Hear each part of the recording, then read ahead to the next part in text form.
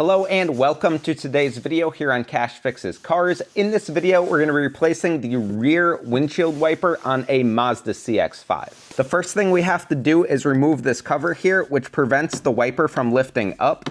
To do that, you're going to get your fingers in here and spread the cover out like that.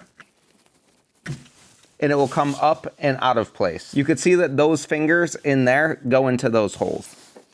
And now that'll lift right up.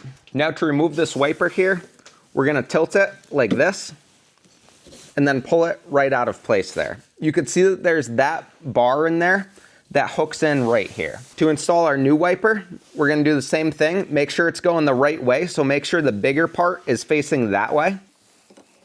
We're gonna get this in here, rotate it down into place, and it'll lock right in. Then we could put this down and reinstall our clip here. And that's all there is to it. If you're gonna do this, I have these wipers linked down below to make it easy and convenient for you to get them. Thanks for watching and good luck replacing your wiper.